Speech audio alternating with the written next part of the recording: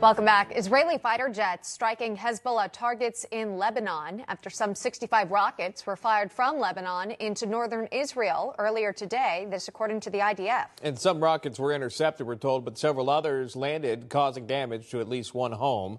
This according to Israeli authorities. And this has the United States announcing this: charges against the leader of Hamas and 5 others for the October 7th terror attack on Israel. Let's bring in now, if we can, Amir Fkhrar, the Senate chairman of the National Iranian Congress. That is the opposition group to the Iranian regime. Morton Klein is here, the national president of the Zionist Organization of America. Thank you both for being on. So, Morton, Merrick Garland, the Attorney General, announcing the criminal charges filed by the Justice Department. This was yesterday against Hamas's leader, Sinwar. So why now, do you believe? Is this more symbolic than anything else, or does this have major implications?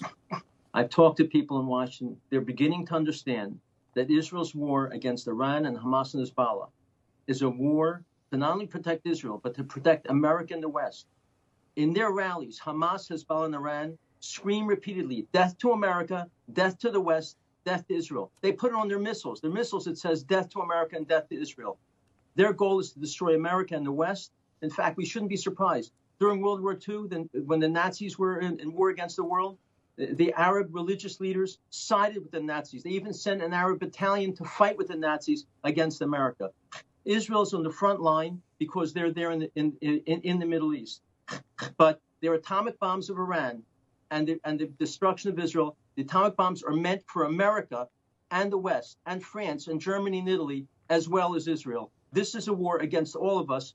America is beginning to understand this, that we have to defend Israel, who's fighting to protect us here in America, as well as people in Europe.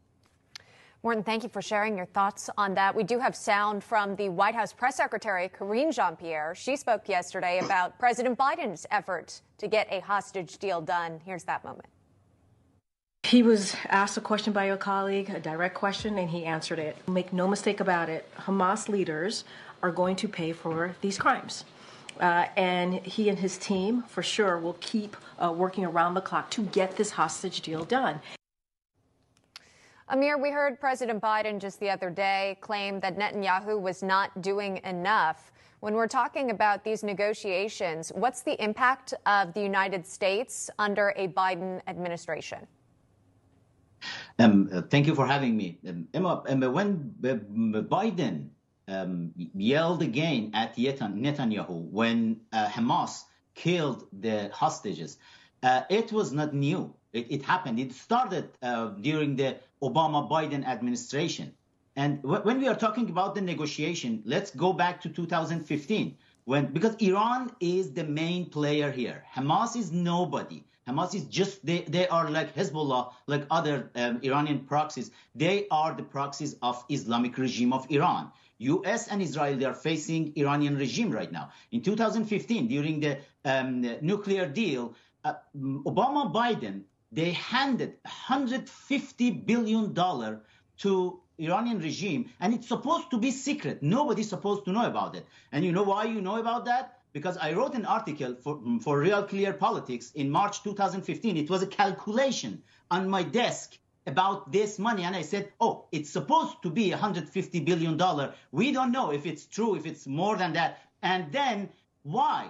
Why Biden and Obama administration back then gave that money to Iranian regime 4 years ago, when Biden-Harris administration started with the motto of build back better. Do you remember that? The only place they could build back better was Iranian proxies, the terrorists. After the October 7th, 5 months after that, when 3 American soldiers have been killed by Iranian proxies, what happened? Biden-Harris administration, they gave $10 billion again to Iranian regime. Look, it's just fitting the #1 state sponsor of terrorism with billions of dollars, and yeah, they can use it to build back better all the terroristic groups. It's wrong. The policy of President Trump was the one to go and kill Qasem Soleimani and go and destroy their military machine, Islamic regime's military machine. We're going to leave it there. Amir Fkhrar joining us with his thoughts, as well as Morton Klein. Thank you both, gentlemen. We do appreciate that. Thank you.